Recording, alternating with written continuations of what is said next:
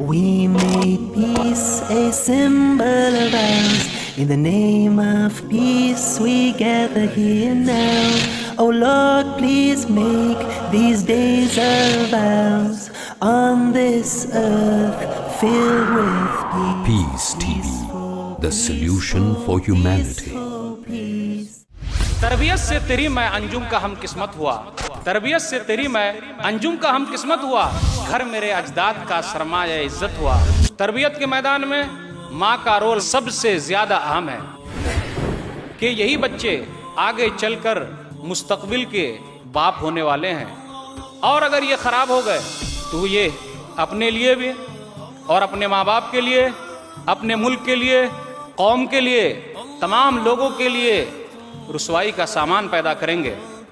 ماں، تیری تربیت کا نتیجہ ہے کہ آج میرا نام اور میرے خاندان کا نام دنیا میں روشن ہو رہا ہے، تیری تربیت کی وجہ سے۔ تو ماں سب سے اہم ذمہ دار ہے کہ بچے کی صحیح تربیت کرے۔ والقرآن دستورنا والقرآن دستورنا والرسول قدوتنا والرسول قدوتنا۔ الحمد للہ وکفا وسلام علی عباده الذین اصطفى، اما بعد، اعوذ باللہ من الشیطان الرجیم، بسم اللہ الرحمن الرحیم۔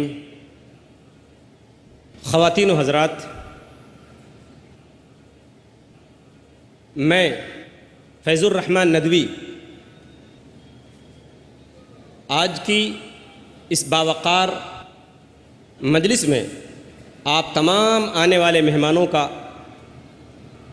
پرتپاک استقبال کرتا ہوں۔ السلام علیکم ورحمۃ اللہ وبرکاتہ۔ آج کی اس نشست کا آغاز ہم قرآن پاک کی تلاوت سے کریں گے۔ اس کے لیے ہم دعوت دیتے ہیں اسلامک انٹرنیشنل اسکول ممبئی کے استاد قاری شمس صاحب کو کہ وہ تشریف لائیں اور قرآن پاک کی تلاوت فرمائیں۔ قاری شمس صاحب۔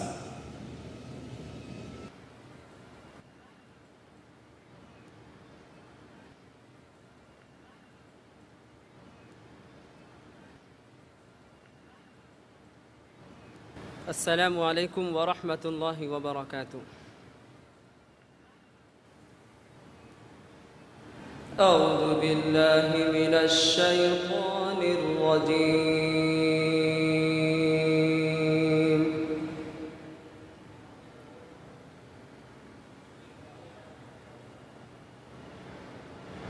بسم اللہ الرحمن الرحیم۔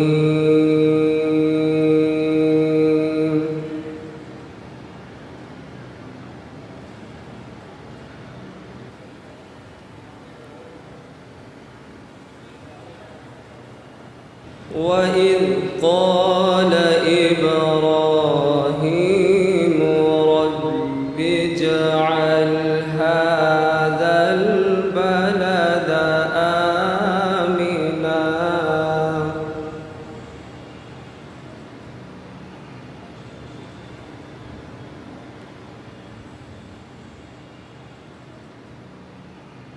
هَٰذَا الْبَلَدَ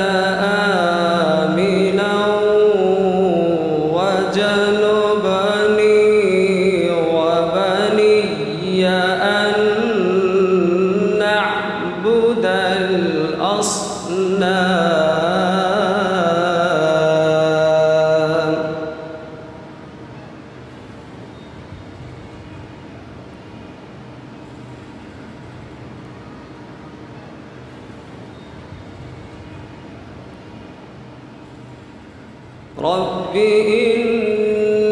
إنهن أضللن كثيرا من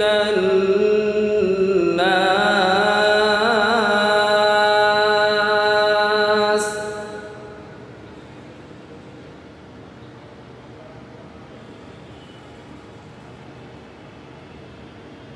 فمن تبعني فإن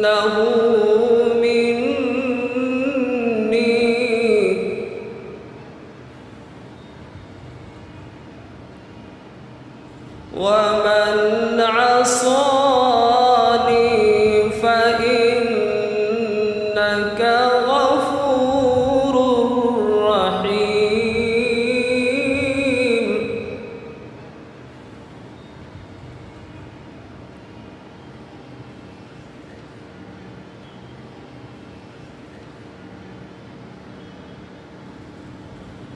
وإذ قال إبراهيم رب اجعل هذا البلد آمنا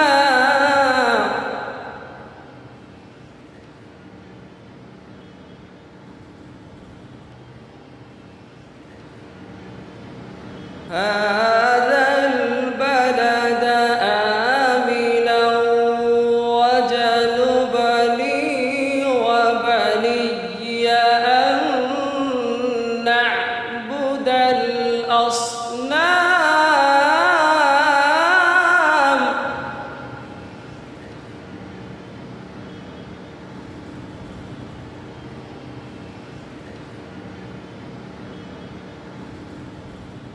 رب إنهن أضللن كثيرا من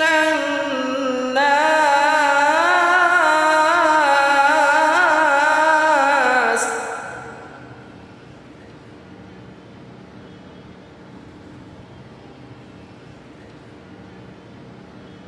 فمن تبعني فإنه مني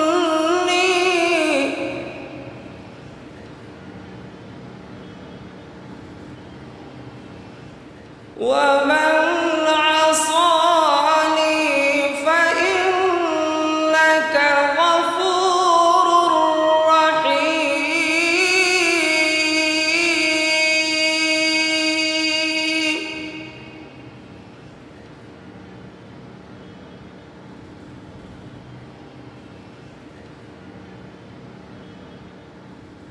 ربنا إني أسكنت من ذريتي بواد غير ذي زرع عند بيتك المحرم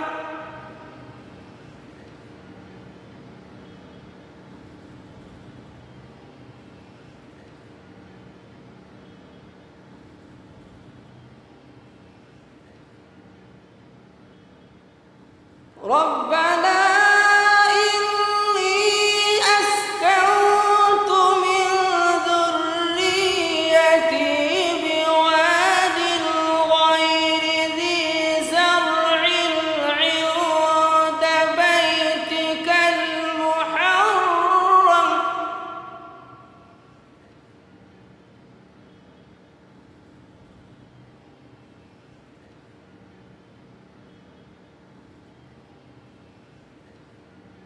ربنا إني أسكنت من ذريتي بواد غير ذي زرع عند بيتك المحرم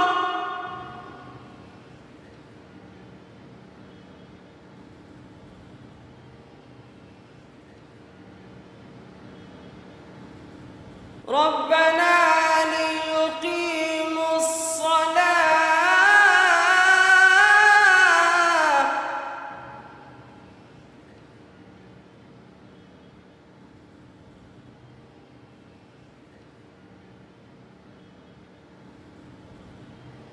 ربنا ليقيموا الصلاة فاجعل أفئدة من الناس تهوي إليهم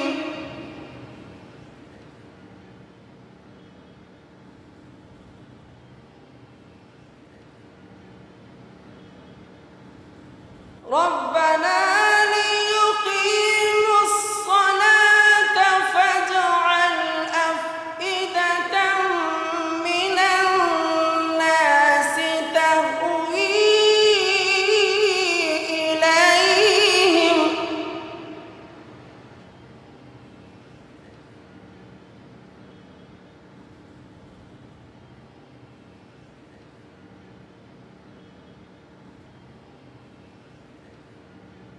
تهوي إليهم وارزقهم من الثمرات لعلهم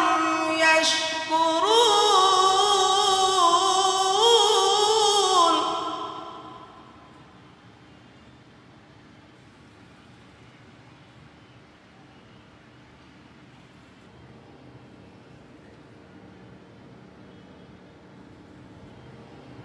تهوي إليهم وارزقهم من الثمرات لعلهم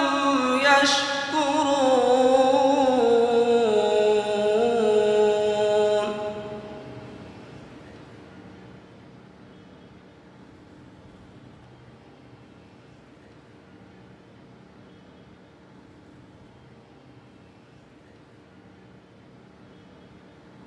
ربنا إنك تعلم ما نخفي وما نعلن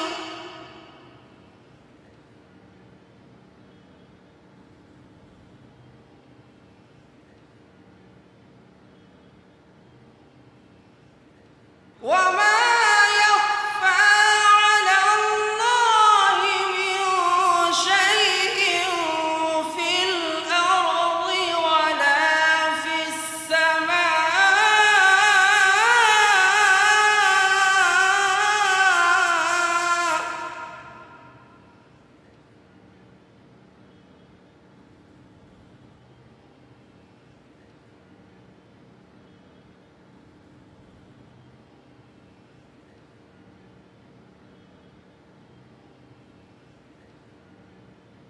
الحمد لله الذي وهب لي على الكبر إسماعيل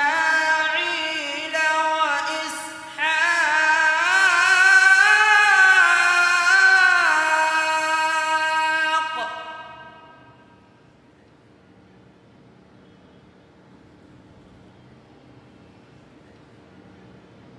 إن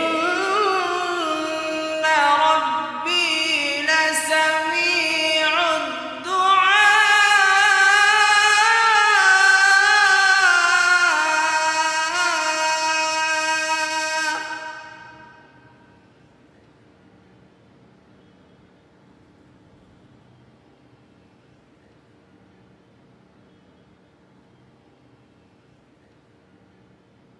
الحمد لله الذي وهب لي على الكبر إسماعيل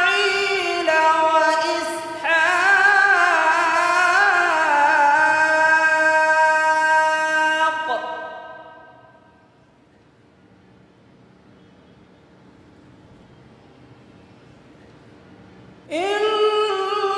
إن ربي لسميع الدعاء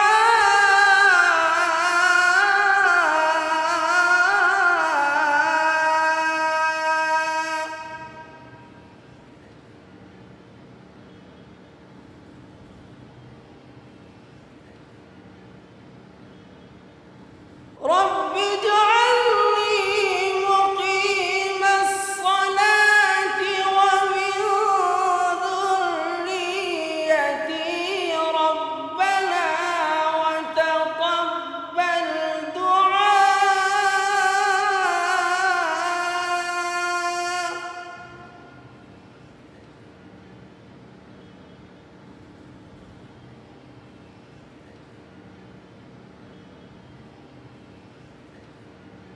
ربنا اغفر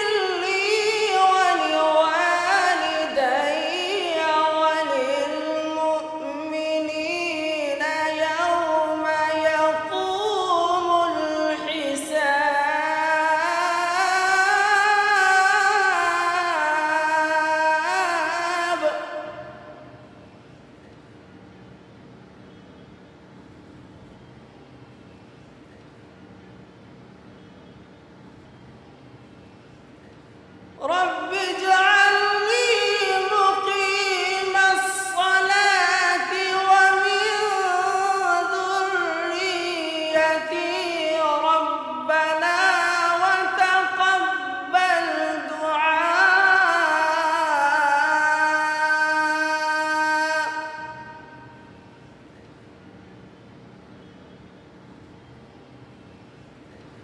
ربنا اغفر لي ولوالدي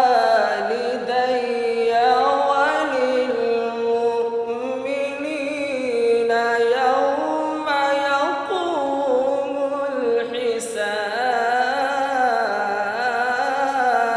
الحساب صدق الله العلي العظيم.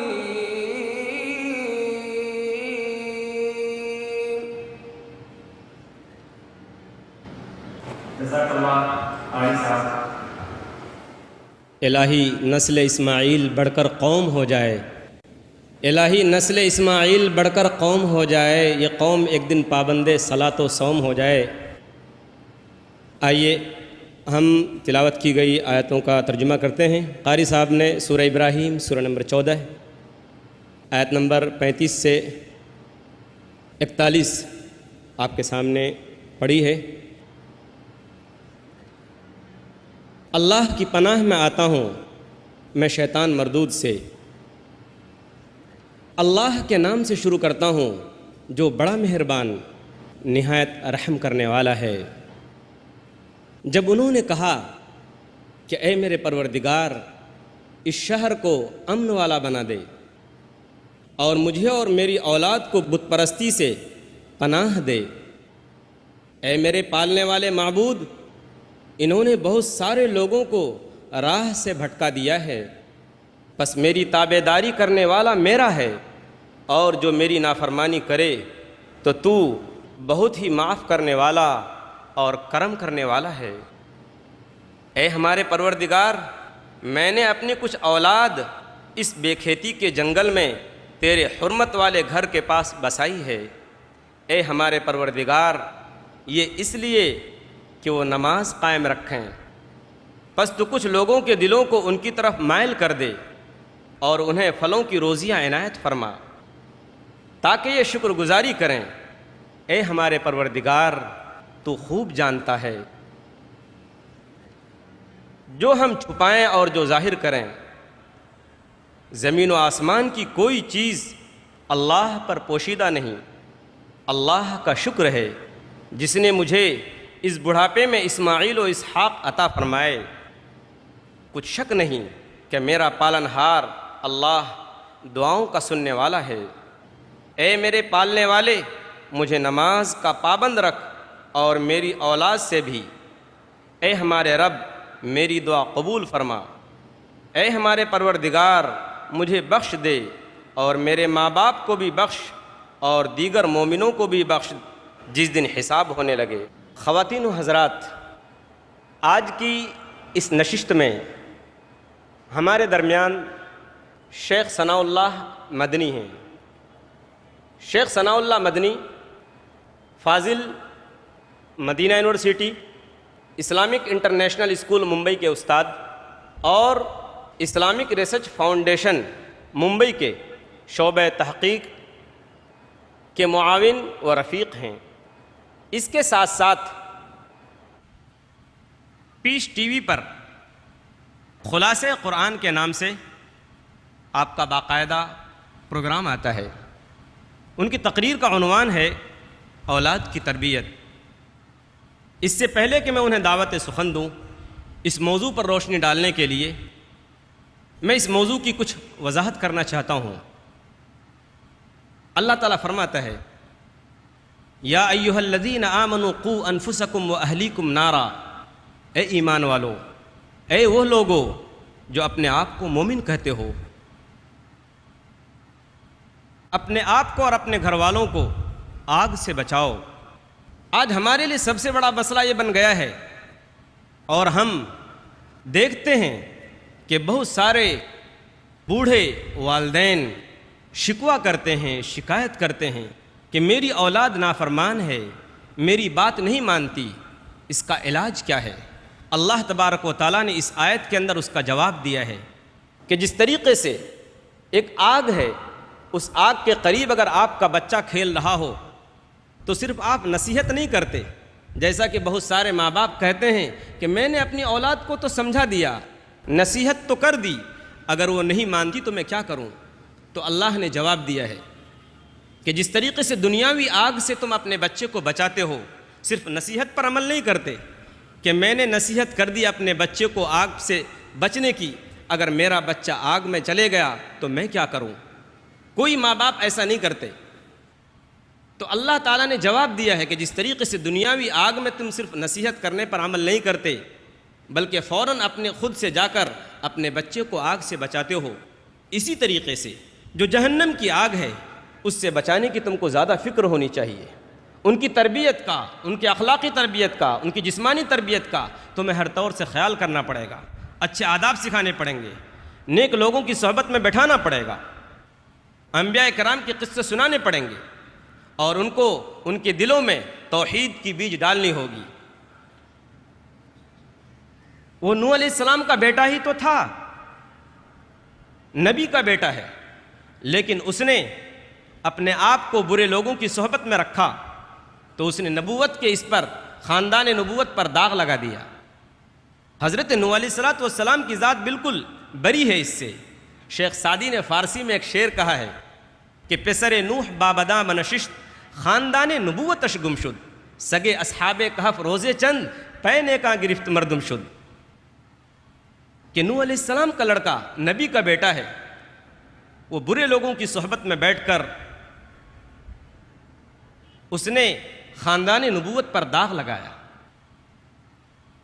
اور اصحاب کہف کا جو کتا تھا اس نے ایمان والوں کی، نیک لوگوں کی صحبت اختیار کی، تو اللہ تبارک و تعالیٰ نے اس کتے کو ان مومنین کا، ان ایمان والوں کا محافظ بنا دیا۔ اس لیے آج آپ مقرر سے جو بھی پیغام لے کر جائیں اپنے اولاد کی تربیت کے سلسلے میں، اس کے بارے میں آپ اس نیت سے جائیں یہاں سے کہ ہمیں ان پر عمل کرنا ہے اور اپنے بچوں کی صحیح جسمانی، دینی، اخلاقی ہر طرح سے ان کی تربیت کرنی ہے اور ان کو ایک پکا سچا مسلمان بنانا ہے۔ ان تمہیدی باتوں کے بعد میں دعوت سخن دیتا ہوں آج کی اس نشست کے مقرر جناب ثناء اللہ صاحب مدنی کو کہ وہ اپنے اس موضوع پر اولاد کی تربیت، اپنے خیالات کا اظہار فرمائیں۔ ثناء اللہ مدنی صاحب۔ السلام علیکم ورحمۃ اللہ وبرکاتہ۔ ان الحمد للہ نحمده ونستعینه من يهده الله فلا مضل له ومن يضلل فلا هادي له واشهد ان لا اله الا الله وحده لا شريك له وان محمدا عبده ورسوله اما بعد فان خير الحديث كتاب الله وخير الهدي هدي محمد صلى الله عليه وسلم وشر الامور محدثاتها وكل بدعة ضلالة يا ايها الذين امنوا اتقوا الله حق تقاته ولا تموتن الا وانتم مسلمون يا أيها الناس اتقوا ربكم الذي خلقكم من نفس واحدة وخلق منها زوجها وبث منهما رجالا كثيرا ونساء واتقوا الله الذي تساءلون به والأرحام إن الله كان عليكم رقيبا يا أيها الذين آمنوا اتقوا الله وقولوا قولا سديدا يصلح لكم أعمالكم ويغفر لكم ذنوبكم ومن يطع الله ورسوله فقد فاز فوزا عظيما قال الله تبارك وتعالى في موضع آخر أعوذ بالله من الشيطان الرجيم وَإِذْ قَالَ لُقْمَانُ لِابْنِهِ وَهُوَ يَعِظُهُ يَا بُنَيَّ لَا تُشْرِكْ بِاللَّهِ إِنَّ الشِّرْكَ لَظُلْمٌ عَظِيمٌ وَوَصَّيْنَا الْإِنسَانَ بِوَالِدَيْهِ حَمَلَتْهُ أُمُّهُ وَهْنًا عَلَى وَهْنٍ وَفِصَالُهُ فِي عَامَيْنِ أَنِ اشْكُرْ لِي وَلِوَالِدَيْكَ إِلَيَّ الْمَصِيرُ وَإِنْ جَاهَدَاكَ عَلَى أَنْ تُشْرِكَ بِمَا لَيْسَ لَكَ بِهِ عِلْمٌ فَلَا تُطِعْهُمَا وَصَاحِبْهُمَا فِي الدُّنْيَا مَعْرُوفًا وَاتَّبِعْ سَبِيلَ مَنْ أَنَابَ إِلَيَّ ثُمَّ إِلَيَّ مَرْجِعُكُمْ فَأُنَبِّئُكُم بِمَا كُنتُمْ تعملون يا بني إنها إن تك مثقال حبة من خردل فتكن في صخرة أو في السماوات وفي الأرض يأتي بها الله إن الله لطيف خبير يا بني أقم الصلاة وأمر بالمعروف وانهى عن المنكر واصبر على ما أصابك إن ذلك من عزم الأمور ولا تصعر خدك للناس ولا تمشي في الأرض مرحا إن الله لا يحب كل مختال فخور واقصد في مشيك واغضض من صوتك إن أنكر الأصوات لصوت الحمير رب اشرح لي صدري ويسر لي امري واحلل عقدة من لساني يفقهوا قولي رب زدني علما سبحانك لا علم لنا الا ما علمتنا انك انت العليم الحكيم۔ محترم سامعین کرام، بزرگوں، دوستوں، ساتھیوں اور خواتین اسلام، خطبہ مسنونہ کے بعد میں نے سورہ لقمان سورہ نمبر 31 کی 7 آیتیں 13 سے 19 تک آپ کے سامنے پڑھی ہے۔ اس مناسبت سے میری تقریر کا عنوان ہے اولاد کی تربیت۔ سامعین کرام، تمام قسم کی تعریفات اللہ وحدہ لا شریک، خالق کائنات، مالک ارض و سما اور مدبر انس و جاں کے لیے ہیں۔ اس کے بعد بے شمار درود و سلام نازل ہو جناب محمد رسول اللہ صلی اللہ علیہ وسلم پر کہ اللہ رب العالمین نے انہیں رحمت للعالمین بنا کر بھیجا۔ سامعین کرام، شادی کے بعد جوڑے کی خواہش ہوتی ہے کہ اس کی گود بھر جائے، اور اگر گود نہ بھرے تو وہ سوجتن کرتا ہے، کوشش کرتا ہے، گرچہ دیر ہی سے صحیح لیکن گود ضرور بھرے۔ اللہ تعالیٰ اگر اس کی مراد پوری کر دیتا ہے تو وہ اپنی اولاد کے سلسلے میں بہت ساری تمنائیں اپنے دلوں میں لیے بیٹھا ہے، خواب دیکھتا ہے کہ میری اولاد نیک ہوگی، اچھی ہوگی، دنیا میں نام پیدا کرے گی، کیونکہ ماں باپ ہی ایسے ہیں جو اپنی اولاد کو اپنے سے بڑھ کر دیکھنا چاہتی ہے۔ سوال یہ پیدا ہوتا ہے، کیا صرف خواب دیکھ لینے سے اولاد نیک ہو جائے گی؟ جی نہیں، ہرگز نہیں، بلکہ اس کے لیے انتہائی محنت کی ضرورت ہے۔ پالنا، پوسنا، ہر ناحیے سے تربیت کرنا، جس چیز کی ضرورت پڑے اس کا خیال رکھنا، پیدائش سے لے کر مرتے دم تک تمام لوازمات کو پورا کرنا، یہی تو اصل تربیت ہے۔ اور آپ اچھی طرح جانتے ہیں کہ بچپن کا زمانہ انتہائی اہم ہوتا ہے۔ اس کی مثال تو ایسی ہی ہے جیسا کہ ہری بھری ایک شاخ ہے، اس شاخ کو ہم جس طرف چاہیں موڑ سکتے ہیں، لیکن اگر وہی شاخ سخت ہو جائے تو وہ شاخ ٹوٹ تو سکتی ہے پر مڑ نہیں سکتی۔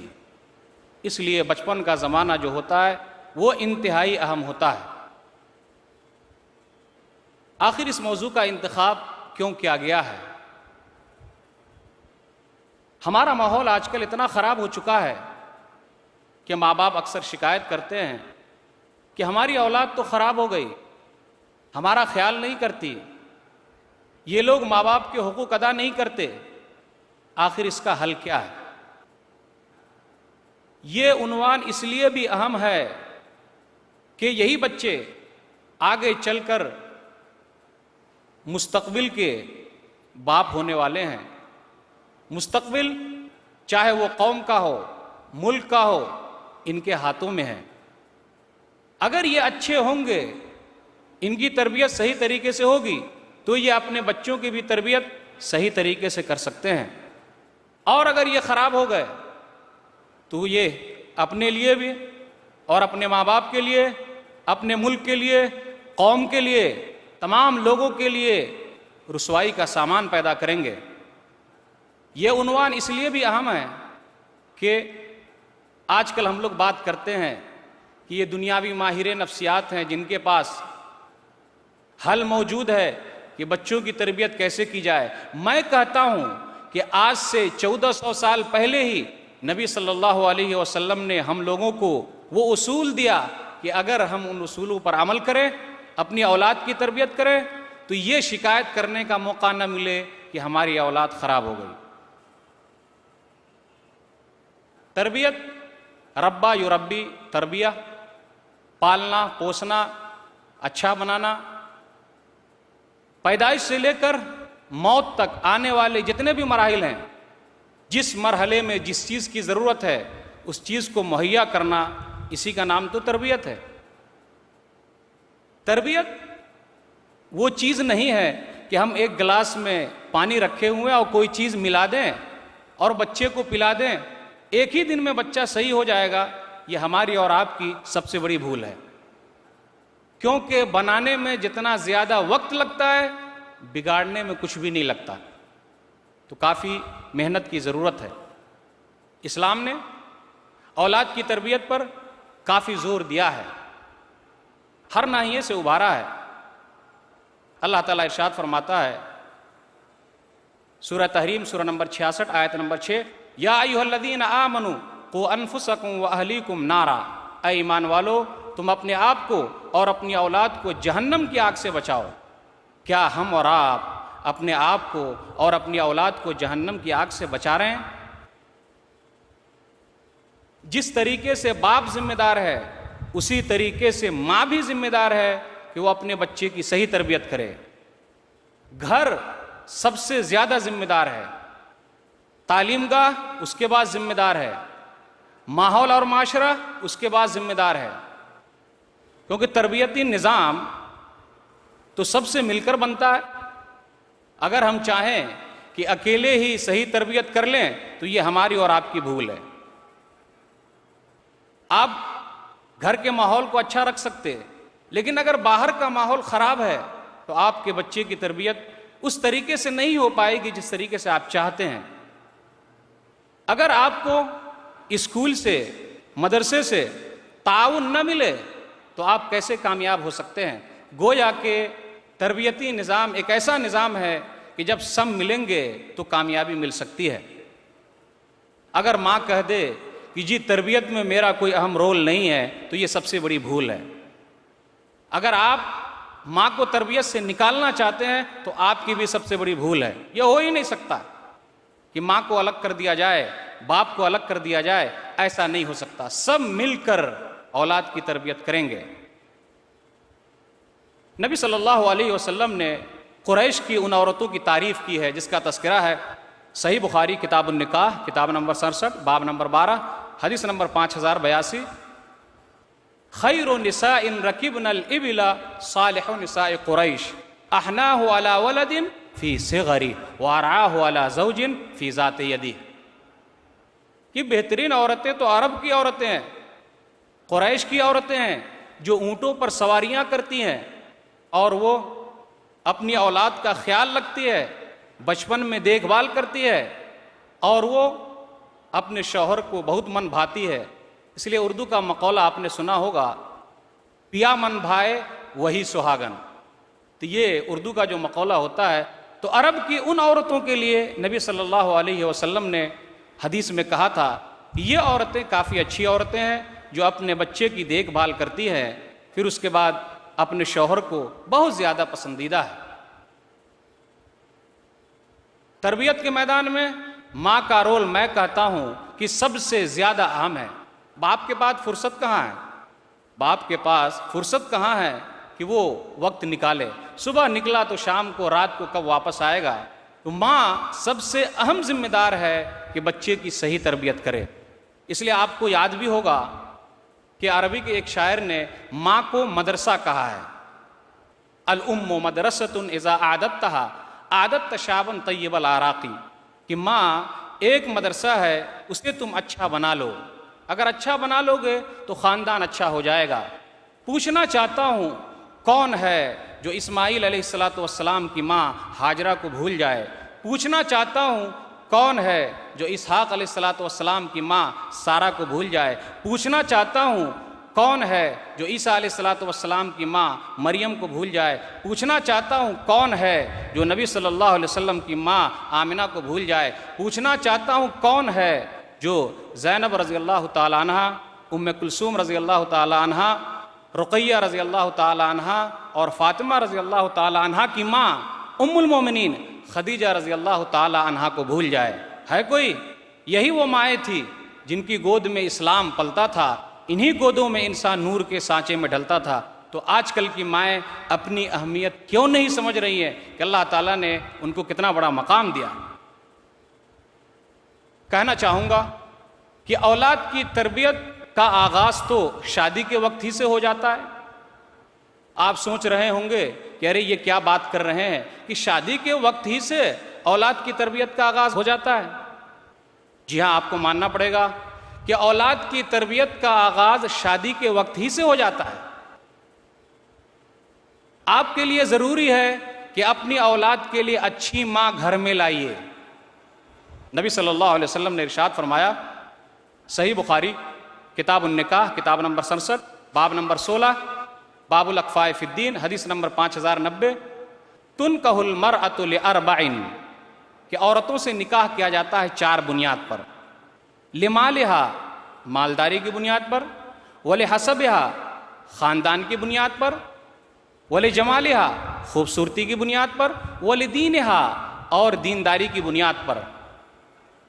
مالدار ہے اچھی بات ہے، اونچے خاندان کی ہے اچھی بات ہے، خوبصورت ہے اور اچھی بات ہے، دیندار ہے سب سے اچھی بات ہے، کیونکہ نبی صلی اللہ علیہ وسلم دیندار عورت سے شادی کرنے کے بارے میں دعا کرتے، فاظفر بذات الدین تربت یداک، دیندار عورت کو لازم پکڑو کامیاب ہو جاؤ گے۔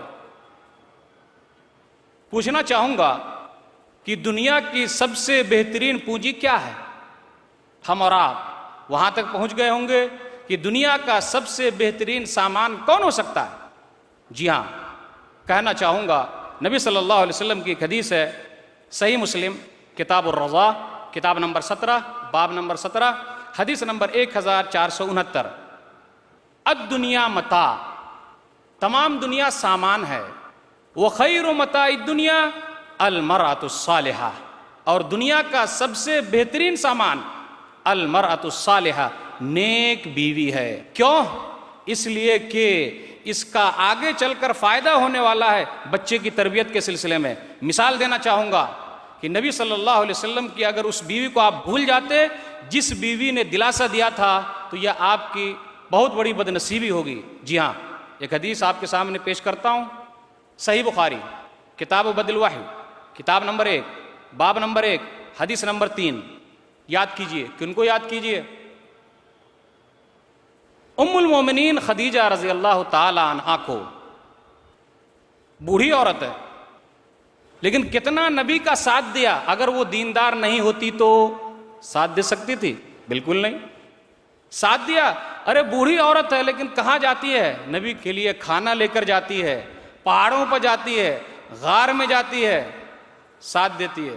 اور سب سے بڑا ساتھ تو اس وقت دیا جو جملہ میں بیان کرنے جا رہا ہوں، اس لیے تو کہتا ہوں کہ اچھی ماں کو گھر میں لائیے تب اولاد کی تربیت صحیح ہوگی۔ جب پہلی وحی اتری غار حرا کے اندر تو نبی صلی اللہ علیہ وسلم پریشان تھے، دلاسا دینے والا کوئی نہیں تھا۔ گھر آئے، گھر والوں سے کہا کہ بھائی مجھے اڑا دو، اڑا دیا گیا۔ ایک آدمی آیا تھا، یعنی جبریل امین کے بارے میں وہ بات کر رہے ہیں، جس نے ایسا ایسا کیا، مجھے پڑھنے کے لیے کہا لیکن میں تو پڑھنا نہیں جانتا تھا، پھر چند آیتیں اتری۔ دیندار اگر بیوی ہوگی تو یہ جواب دے گی۔ کیا جواب دیا؟ خدیجہ رضی اللہ تعالی عنہا نے، گھبرانے کی کوئی بات نہیں ہے، کلا واللہ ما یحزنک اللہ ابدا، ہرگز نہیں، اللہ تعالیٰ کبھی آپ کو رسوا نہیں کرے گا۔ کیوں نہیں کرے گا؟ انک لتصل الرحم، کیونکہ آپ تو صلہ رحمی کرتے ہیں، رشتہ داروں کے حقوق ادا کرتے ہیں، وتحمل الکل، اور آپ تو بوجھ اٹھاتے ہیں، وتکسب المعدوم، اور آپ تو کما کما کر لا کے دیتے ہیں ان کو جن کے پاس کچھ نہیں ہوتا، وتقری الضیف، اور آپ تو مہمان نواز ہیں، وتعین علی نوائب الحق، اور آپ تو حق والوں کا ساتھ دیتے ہیں۔ جس آدمی کے اندر یہ چیز پائی جائے اس آدمی کو اللہ کہیں رسوا کر سکتا ہے؟ اگر بیوی دیندار نہیں ہوتی تو کیا جواب دیتی؟ جواب آپ کے ذہن میں بھی آ گیا ہوگا، کیا جواب دیتی؟ کچھ جملے میں بھی آپ لوگوں کے سامنے پیش کرنا مناسب سمجھوں گا۔ بھائی آپ کو پہاڑ پہ جانے کی ضرورت کیا ہے؟ اتنی پریشانی اٹھانے کی ضرورت کیا ہے؟ لوگوں کے پیچھے آپ کیوں بھاگ رہے ہیں؟ اپنی دیکھو نا، اچھا ہوا بھلے پھنس گئے۔ اسی لیے ہر کامیاب مرد کے پیچھے عورت کا ہاتھ ضرور ہے، چاہے وہ ماں کی صورت میں ہو یا بیوی کی صورت میں ہو یا بہن کی صورت میں ہو۔ اگر آپ ابراہیم علیہ السلام کو یاد کرتے ہیں تو کیا آپ ہاجرہ کو بھول جائیں گے؟ کیا آپ نبی صلی اللہ علیہ وسلم کو یاد کرتے ہیں تو مائی خدیجہ کو بھول جائیں گے؟ ہو ہی نہیں سکتا۔ ہر کامیاب مرد کے پیچھے عورت کا ہاتھ ضرور ہے۔ علامہ اقبال نے اپنی ماں کو خراج عقیدت پیش کرتے ہوئے کہا تھا، جب ان کی ماں کا انتقال ہو گیا تو ماں کی تربیت کو وہ سراہتے ہیں، تربیت سے تیری میں انجم کا ہم قسمت ہوا، تربیت سے تیری میں انجم کا ہم قسمت ہوا، گھر میرے اجداد کا سرمایہ عزت ہوا۔ ماں، تیری تربیت کا نتیجہ ہے کہ آج میرا نام اور میرے خاندان کا نام دنیا میں روشن ہو رہا ہے، تیری تربیت کی وجہ سے۔ تو ماں کو آپ تربیت سے الگ نہیں کر سکتے، یہ ہو ہی نہیں سکتا کہ آپ الگ کر دیں۔ ہم اور آپ سوچ رہے ہوں گے کہ جی دیندار بیوی کا انتخاب کر لیا، ہم خود برے رہیں تو چلے گا، میری بیوی اچھی ہے نا، نیک ہے نا، میں برا ہوں تو کیا ہوا؟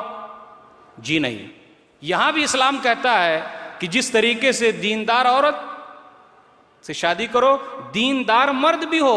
ہم اور آپ بھاگتے ہیں، مالدار ہے نا، ارے اچھا ہے نا، کیا ہوا بے نمازی ہے چلے گا، سود خور ہے چلے گا، میری بیٹی بنگلے میں رہے گی، عیش کرے گی، نہیں۔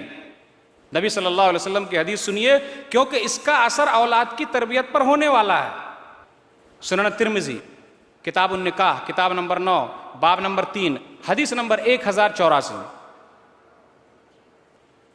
اذا خطب الیکم من ترضون دینہ وخلقہ فزوجوہ الا تفعلوا تکن فتنۃ فی الارض وفساد عریض، اور کہا فساد کبیر۔ جب تمہارے پاس کوئی دیندار اور اچھے اخلاق والا پیغام لے کر آئے تو اس سے شادی کرا دو، اگر ایسا نہیں کرو گے تو زمین میں فساد پھیل سکتا ہے، فتنہ پھیل سکتا ہے۔ تو دیندار اچھے اخلاق والا مرد بھی ہونا چاہیے۔ آپ یہ دونوں حدیثوں کو سامنے رکھیے اور دو مسئلے اپنے لیے نکال لیجئے۔ دیندار بیوی کا انتخاب ہونا چاہیے تو دیندار بہو کا بھی انتخاب ہونا چاہیے۔ اسی طرح یہاں دیندار مرد تو دیندار داماد بھی ہونا چاہیے۔ یہ مسئلے آپ حدیثوں سے آسانی سے نکال سکتے ہیں۔ شادی ہو گئی تو اب کیا کرنا ہے؟ ان تمام چیزوں کا اولاد کی تربیت پر اثر ہونے والا، دعاؤں کا اہتمام کیا جائے۔ ابراہیم علیہ السلام دعاؤں کا اہتمام کرتے تھے۔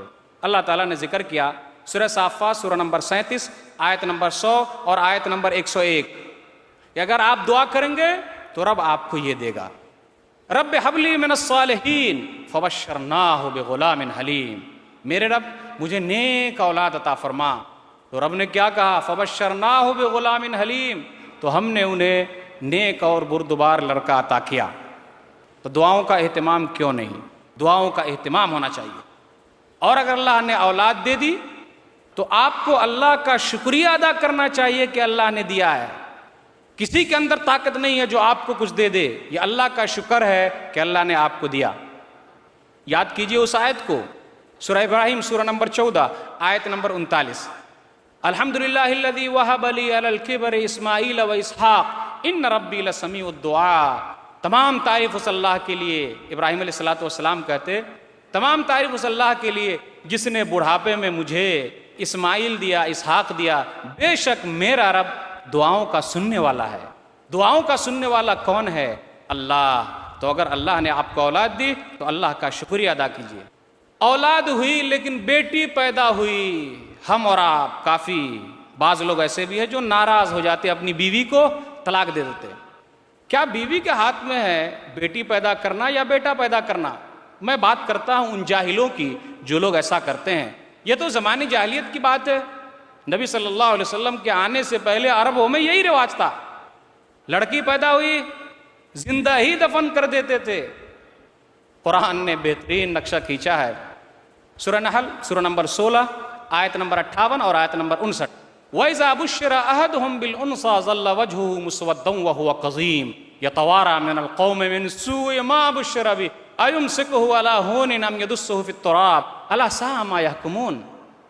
کہا جاتا جی آپ کے یہاں تو لڑکی پیدا ہوئی ہے، وہ چھپا پھرتا جائے کہاں جائے، مٹی میں اپنے آپ کو دھسا دے یا پھر قوم کی یہ بدنامی لیے پھرے، کتنا ہی برا فیصلہ ہے۔ اگر میں یہاں حالی کو نہیں یاد کروں تو بہت بڑی ناانصافی ہو سکتی ہے۔ کیا حالی نے کہا تھا؟ جو ہوتی تھی پیدا کسی گھر میں دختر تو خوف شماتت سے بے رحم مادر، پھرے دیکھتی جب تے شوہر کے تیور، کہیں زندہ گاڑ آتی تھی اس کو جا کر، وہ گود ایسی نفرت سے کرتی تھی خالی، جنے سانپ جیسے کوئی جننے والی۔ کہنا چاہوں گا کہ بیٹا دینا بیٹی دینا یہ تو اللہ کے ہاتھ میں ہے۔ اللہ نے خود کہا کسی انسان کے ہاتھ میں نہیں ہے، اگر انسان کے ہاتھ میں رہے تو وہ بہت کچھ کر ڈالے، لیکن یہ اللہ کے ہاتھ میں ہے۔ سورہ شورى سورہ نمبر 42 آیت نمبر 49 اور آیت نمبر 50. للہ ملک السماوات والارض یخلق ما یشاء یہب لمن یشاء اناثا ویہب لمن یشاء الذکور او یزوجہم ذکرانا واناثا ویجعل من یشاء عقیما انہ علیم قدیر. آسمان و زمین کی بادشاہت اللہ ہی کے لیے ہے. آسمان و زمین کی ملکیت اللہ ہی کے لیے ہے. آسمان و زمین کی ملکیت اللہ ہی کے لیے ہے. وہ جو چاہتا ہے پیدا کرتا ہے. جس کو چاہتا ہے صرف لڑکیاں دیتا ہے. لڑکیوں کے لیے اعزاز ہے. اسلام جو نبی صلی اللہ علیہ وسلم پر مکمل ہوا، اور قرآن وہ دنیا کی پہلی کتاب ہے جس نے عورت کو یہ اعزاز دیا کہ پہلا ذکر ان کا کیا اور دنیا میں زندہ رہنے کا حق دیا. جس کو چاہتا ہے لڑکیاں دیتا ہے، جس کو چاہتا ہے صرف لڑکے دیتا ہے، اور جس کو چاہتا ہے دونوں دیتا ہے، اور جس کو چاہتا ہے بانجھ بنا دیتا ہے. اللہ کا شکر ادا کیجئے کہ اللہ نے بانجھ نہیں بنایا. اگر اللہ نے بانجھ بھی بنایا تو یہ رب کی تقدیر پر راضی رہنا ہے، حرج کی کوئی بات نہیں، کیونکہ رب کا فیصلہ یہی ہے. تو لڑکی کی پیدائش پر ناگواری کا اظہار نہ کیا جائے. نبی صلی اللہ علیہ وسلم تو اتنی بڑی فضیلت بیان کرتے کہ اس سے بڑا خوش نصیب آدمی کون ہو سکتا ہے جو قیامت کے دن نبی صلی اللہ علیہ وسلم کے ساتھ اس طریقے سے رہے گا. صحیح مسلم کتاب البر والصلہ کتاب نمبر 45 باب نمبر 46 حدیث نمبر 2631. بس 2 لڑکی کی آپ کو پرورش کرنی ہے. من آل جاریتین حتی تبلغ جاء یوم القیامہ انا وہوا وضم اصابعہ. جس نے 2 لڑکی کی تربیت کی، اچھے طریقے سے کی، قیامت کے دن وہ آئے گا، میں اور وہ اس طریقے سے ہوں گے. یہ کتنی بڑی خوش نصیبی ہے، کتنا بڑا اعزاز ہے جن کے پاس لڑکیاں ہیں. لڑکے والوں کے لیے میرے علم کے حساب سے کوئی حدیث مجھے نہیں ملی کہ جن کے بارے میں نبی صلی اللہ علیہ وسلم نے ایسا کچھ کہا ہو. اولاد کی پیدائش کے بعد ضروری ہے اس کے اچھے نام رکھے جائیں. عبداللہ اور عبد الرحمن نام اللہ کے نزدیک محبوب ہے. ہمارے درمیان یہ بات پائی جا رہی ہے کہ جی ہمیں یونیک نام رکھنا ہے، ہٹ کے نام رکھنا ہے. آج کل ہٹ کر نام رکھنے کا رواج کافی پایا جا رہا ہے. ہٹ کر کا مطلب آپ لوگ سمجھ ہی گئے ہوں گے، اتنا ہٹ کر رکھتے کہ وہ لفظ معنی ہی سے ہٹ جاتا ہے، اس کا کچھ معنی ہی سمجھ میں نہیں آتا، اتنا ہٹا دیتے ہیں. تو یہ ہماری اور آپ کی بد نصیبی ہے. اچھے نام رکھے جائیں کیونکہ قیامت کے دن ان ناموں سے پکارا جائے گا. عقیقہ کیا جائے. یہ تمام کام اس لیے کیا جا رہا ہے کہ آگے چل کر بچے کی صحیح تربیت میں یہ تمام چیزیں مددگار ہوں گی. عقیقہ کیا جائے. نبی صلی اللہ علیہ وسلم نے ارشاد فرمایا، سنن ابی داؤد کتاب الضحایا کتاب نمبر 16 باب نمبر 20 باب فی العقیقہ حدیث نمبر 2838. کل غلام رہینۃ بعقیقتہ تذبح عنہ یوم سابعہ ویحلق ویسمى. کہ ہر بچہ گروی رکھا ہوا ہے، یعنی کہیں رکھا ہوا آپ کو چھوڑا کے لانا ہے. کیسے آپ لا سکتے؟ 7ویں دن ذبح کیا جائے، اس کے بال کو صاف کیا جائے اور اس کا نام رکھا جائے. قرآن دنیا کی پہلی کتاب ہے جس نے بچے کو حق دیا ہے. وہ کیا حق ہے؟ ماؤں کے لیے ضروری ہے کہ وہ اپنے بچوں کو دودھ پلائے 2 سال تک. اللہ تعالیٰ نے ارشاد فرمایا سورہ بقرہ سورہ نمبر 2 آیت نمبر 233 والوالدات یرضعن اولادہن حولین کاملین لمن اراد ان یتم الرضاعہ. ماؤں کے لیے ہے کہ وہ اپنے بچوں کو 2 سال تک دودھ پلائیں. قرآن کے علاوہ کسی اور کتاب میں بچے کا یہ حق آپ کو نہیں مل سکتا. تو یہ قرآن کریم کا اعزاز ہے کہ اس کے یہاں بچوں کے لیے بھی حق ہے. اب آئیے یہاں سے یہ تمام کام اگر آپ کر لیتے ہیں تو کیا ہوگا؟ اب آگے بہت ساری چیز ہو سکتی ہے کہ اللہ تعالیٰ اس میں آپ کی مدد کرے گا. ذرا میں عقیقے کے بارے میں کچھ اور کہنا چاہوں گا کہ ہمارے درمیان دوسرے کاموں کے لیے تو کافی وقت ہے، مال بھی زیادہ ہے.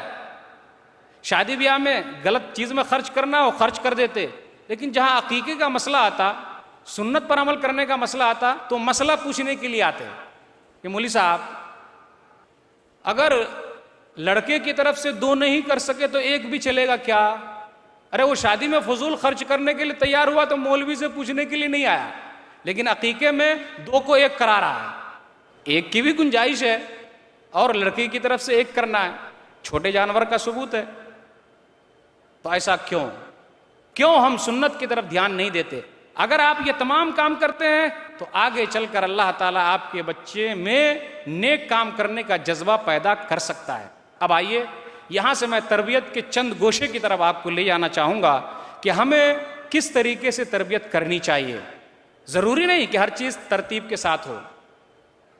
تربیت کی بہت ساری قسمیں ہیں، علمی تربیت، جسمانی تربیت، صحتی تربیت، لیکن میں چاہتا ہوں کہ آپ کے سامنے اگر وقت ملے تو 4 تربیت کی اقسام ذکر کروں، اور اس میں بھی ترتیب ضروری نہیں ہے کہ یہی ہونا چاہیے، ارے جب جس کی ضرورت پڑے وہ کرنا ہے۔ آئیے پہلے میں آپ کے سامنے رکھنا چاہ رہا ہوں ایمانی تربیت۔ اولاد کی ایمانی تربیت کیا ہے؟ ہم اور آپ سوچ رہے ہوں گے کہ جی بچہ تو ابھی چھوٹا ہے، اس کو ایمان کے بارے میں کیا بتائیں، اسلام کے بارے میں کیا بتائیں؟ آپ بتا سکتے۔ جب بچہ آپ کا بولنے لگے تو آپ کے لیے ضروری ہے کہ اسے کلمہ سکھائیں۔ کافی افسوس کا مقام ہے، اور یہ ہماری سب سے بڑی بدنصیبی ہے کہ بہت سارے لوگ بہت ساری جگہوں پر ایسے بھی ہیں جنہیں کلمہ ہی نہیں معلوم، لا الہ الا اللہ محمد رسول اللہ ہی نہیں معلوم ہے، اس کا معنی ہی نہیں معلوم ہے۔ ہمارے بچے نے ٹی وی دیکھ دیکھ کر گانے یاد کر لیے لیکن اسے کلمہ یاد نہیں رہا۔ اور کافی ہم فخر کے ساتھ بھی کہتے ہیں میرا بیٹا دیکھیے کتنا بہترین ایکٹنگ کر رہا ہے، بہترین گانے سنا رہا ہے، لیکن کلمہ یاد نہیں۔ بچہ کے اندر سمجھداری آ جائے تو آپ کے لیے ضروری ہے کہ آپ اس کے اندر عقیدہ توحید کو بیٹھائیں۔ میں نے چند آیتوں کی تلاوت کی تھی، وہ تمام کی تمام آیتیں ہمارے لیے، ماں باپ کے لیے بہترین اصول ہیں کہ اگر ماں باپ ان آیتوں پر جو 7 آیتیں ہیں، آیت نمبر 13 سے آیت نمبر 19 تک غور کریں، بار بار پڑھیں، تو اپنے بچے کی صحیح تربیت کر سکتے ہیں۔ عقیدہ توحید بیٹھایا جائے۔ لقمان علیہ السلام نے اپنے بیٹے سے کہا، سورہ لقمان سورہ نمبر 31 آیت نمبر 13، یا بنی لا تشرک باللہ ان الشرک لظلم عظیم، اے میرے بیٹے اللہ کے ساتھ کسی کو شریک نہ کرنا، کیونکہ شرک بہت بڑا ظلم ہے، سب سے بڑا ظلم ہے۔ اللہ کی توحید اتنا بیٹھا دیا جائے، اتنا بیٹھا دیا جائے کہ آگے چل کر وہ کسی کی طرف نہ جا سکے۔ سورہ لقمان سورہ نمبر 31 آیت نمبر 16، یا بنی انہا ان تک مثقال حبۃ من خردل فتکن فی صخرۃ او فی السماوات او فی الارض یات بہ اللہ ان اللہ لطیف خبیر، اے میرے بیٹے ذرہ برابر نیکی اگر وہ چٹان میں ہے، آسمانوں میں ہے، زمین میں ہے، رب اس کو لانے والا ہے۔ رب باریک بین اور ہر چیز کی خبر رکھنے والا ہے۔ عقیدہ توحید بیٹھائیے، دل میں بیٹھائیے، کوشش کیجئے، یہی سب سے اہم تحفہ ہے۔ کیوں؟ اگر شرک پر موت ہو گئی تو اللہ کبھی معاف نہیں کرے گا۔ اللہ نے کہا سورہ نساء سورہ نمبر 4 آیت نمبر 48 اور آیت نمبر 116، ان اللہ لا یغفر ان یشرک بہ ویغفر ما دون ذلک لمن یشاء، کہ اللہ تعالیٰ شرک کو معاف نہیں کرتا، شرک کے علاوہ تمام چیزوں کو اگر وہ چاہے تو معاف کر دے۔ عقیدہ توحید کیسے بیٹھائیں گے؟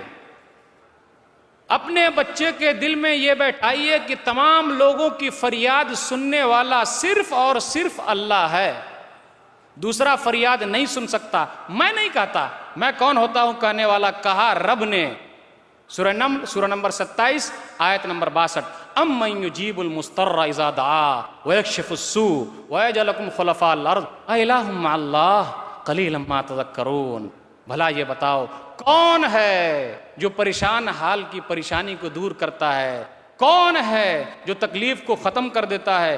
کون ہے جس نے تم لوگوں کو زمین میں خلیفہ بنایا؟ اِلٰہٌ مع اللہ، کیا اللہ کے علاوہ کوئی اور ہے؟ قلیلا ما تذکرون، بہت کم اللہ کو یاد کرتے ہو۔ عقیدہ توحید بیٹھایا جائے کہ تمام لوگوں کو نوازنے والا صرف اور صرف اللہ ہے، کوئی اور نواز نہیں سکتا، دے نہیں سکتا۔ رب نے کہا سورہ فاطر سورہ نمبر 35 آیت نمبر 15، یا ایھا الناس انتم الفقراء الی اللہ واللہ هو الغنی الحمید، اے لوگو تم تمام کے تمام اللہ کے در کے بھکاری ہو، غریب ہو، محتاج ہو، وہ تو مالدار ہے، تعریفوں والا ہے۔ عقیدہ توحید بیٹھائیں کہ تمام مشکلوں کو حل کرنے والا صرف اور صرف اللہ ہے، مصیبت کے وقت تھامنے والا صرف اور صرف اللہ ہے۔ کوئی اور نہیں تھام سکتا۔ سورہ یونس سورہ نمبر 10 آیت نمبر 12، سورہ نام سورہ نمبر 6 آیت نمبر 17۔ ہم کہیں بیٹھائیں شروع سے دلوں میں کہ داتا دینے والا صرف اور صرف اللہ ہے، ہم بیٹھائیں دل میں کہ خزانے کا مالک صرف اور صرف اللہ ہے، آسمان و زمین کے خزانے صرف اللہ کے لیے خاص ہیں، کسی اور کے پاس نہیں ہے۔ اللہ نے کہا سورہ منافقون سورہ نمبر 63 آیت نمبر 7، وَلِلَّهِ خَزَائِنُ السَّمَاوَاتِ وَالْأَرْضِ وَلَكِنَّ الْمُنَافِقِينَ لَا يَعْلَمُونَ۔ آسمان و زمین کے خزانے اللہ ہی کے لیے ہیں، لیکن یہ منافق لوگ جانتے ہی نہیں۔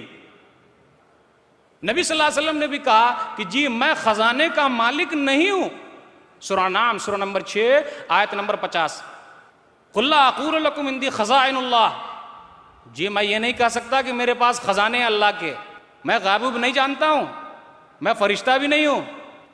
إِنْ أَتَّبِعُ إِلَّا مَا يُوحَىٰ إِلَيَّ، میرے اوپر جو وحی کی جاتی ہے وہ میں آپ لوگوں کو بتلا رہا ہوں، میرے پاس کچھ ہے وہ نہیں۔ عقیدہ توحید، مانگنا ہے تو صرف رب سے مانگ، مدد مانگنا ہو اللہ سے مانگ۔ نبی صلی اللہ علیہ وسلم نے سکھلایا کنہیں؟ عبداللہ بن عباس رضی اللہ تعالیٰ عنہ کو بچپن سے سکھایا۔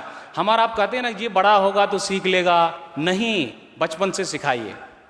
سنن ترمذی کتاب صفت القیامہ کتاب نمبر 35 باب نمبر 59 حدیث نمبر 2516، یا غلام انی اعلمک کلمات احفظ اللہ یحفظک، اے لڑکے میں تجھے چند باتیں سکھا رہا ہوں، اللہ کے حقوق کی حفاظت کر، اللہ تیری حفاظت کرے گا۔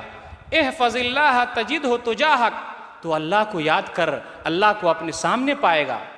اذا سألت فاسأل اللہ، جب بھی مانگ تو اللہ سے مانگ۔ وَإِذَا اسْتَعَنْتَ فَاسْتَعِنْ بِاللَّهِ، اور جب بھی مدد مانگنا ہو تو اللہ ہی سے مانگ۔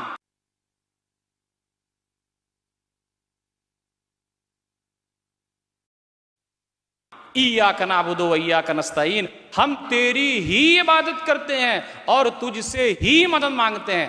میں یہاں آپ کے سامنے ایک ترجمہ اور پڑھوں گا، اگر وہ صحیح ہوگا تو مان لیجئے گا، اگر وہ غلط ہوگا تو نہیں مانیے گا۔ دیکھیے اس کا ترجمہ ایسا بھی لوگ کرتے، لیکن جو صحیح ہوگا وہی صحیح ہو سکتا ہے۔ میں کرتا ہوں آپ کے سامنے ترجمہ، کیا وہ صحیح ہے؟ ایاک نعبد و ایاک نستعین، ہم تیری بھی عبادت کرتے ہیں اور تجھ سے بھی مدد مانگتے ہیں۔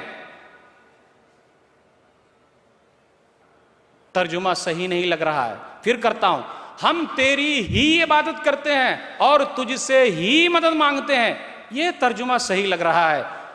اب غور کیجئے، ایک انسان، مثال کے طور پر بیان کرنا چاہوں گا، یہ حضرت انسان حقیر پانی سے پیدا ہوا ہے، گھٹیا پانی سے پیدا ہوا، لیکن فخر کتنا کرتا ہے، اپنی شان میں بھی کسی کو شریک نہیں کرنا چاہتا۔ اللہ جو آسمان و زمین کا مالک ہے یہ پسند کر سکتا کہ کوئی ترجمہ کرے ہم آپ کی بھی عبادت کرتے اور تجھ سے بھی مدد مانگتے، صحیح نہیں ہے۔ بچے کو سمجھایا جائے، وَعْلَمْ أَنَّ الْأُمَّةَ لَوِ اجْتَمَعَتْ عَلَىٰ أَن يَنفَعُوكَ بِشَيْءٍ لَمْ يَنفَعُوكَ إِلَّا بِشَيْءٍ قَدْ كَتَبَهُ اللَّهُ لَكَ، تمام لوگ اکٹھا ہو جائیں، فائدہ پہنچانا چاہیں نہیں پہنچا سکتے مگر اتنا ہی فائدہ جتنا کہ رب نے لکھا ہے، نقصان پہنچانا چاہیں نہیں پہنچا سکتے مگر اتنا ہی جتنا کہ رب نے لکھا ہے۔ اگر یہ آپ دل کے اندر بیٹھاتے ہیں تو بہت فائدہ ہوگا۔ یہ چند باتیں تھیں ایمانی تربیت کے تعلق سے۔ اب میں عبادتی تربیت کے تعلق سے چند باتیں آپ کے سامنے رکھنا چاہتا ہوں۔ عبادت میں پہلا مرحلہ ہے نماز کا۔ نبی صلی اللہ علیہ وسلم نے کہا، سنن نبی داؤد کتاب الصلاۃ کتاب نمبر 2 باب نمبر 26، متى یؤمر الغلام بالصلاۃ حدیث نمبر 495۔ عمرو بن شعیب نبی عن جدہ بیان کرتے ہیں کہ نبی صلی اللہ علیہ وسلم نے ارشاد فرمایا، مروا اولادکم بالصلاۃ، تم اپنی اولاد کو نماز کا حکم دو جب وہ 7 سال کے ہو جائیں۔ اب یہاں بھی میں 2 ترجمہ کرتا ہوں کیونکہ میں نے مسجدوں کے حالات دیکھی ہے۔ جب میں مسجدوں کی طرف دیکھتا ہوں تو مجھے دماغ میں یہ آتا ہے کہ شاید کہ لوگوں کے حساب سے یہ ترجمہ صحیح ہوگا۔ وہ کیا؟ اپنے بچوں کو نماز کا حکم دو جب وہ 60 سال کے ہو جائیں، 60 والا۔ اپنے بچوں کو نماز کا حکم دو جب وہ 7 سال کے ہو جائیں۔ اپنے بچوں کو نماز کا حکم دو جب وہ 60 سال کے ہو جائیں۔ کیوں؟ اس لیے کہ ان بزرگوں کے دم سے مسجد قائم ہے، ورنہ مسجدوں میں تالے لگ جائیں۔ لیکن ہم اور آپ ترجمہ 60 والا نہیں کر سکتے کیونکہ حدیث میں آیا کہ بچوں کو نماز کا حکم دو جب وہ 7 سال کے ہو جائیں۔ کتنے ماں باپ ہیں جو اپنے بچوں کو 7 سال کی عمر میں نماز کا حکم دیتے؟ یہ شکایت کیوں کرتے ہیں کہ ہماری اولاد خراب ہو گئی؟ کیا ہم اور آپ 7 سال کی عمر میں بچوں کو نماز کا حکم دے رہے ہیں؟ جواب ہے نہیں۔ بہت کم لوگ ہوں گے جو دے رہے ہوں گے۔ خود ہی نماز نہیں پڑھتے تو بچے کو کیا حکم دیں گے نماز پڑھنے کا؟ نماز پڑھنے کا حکم دیا کس نے حکم دیا؟ لقمان علیہ السلام نے۔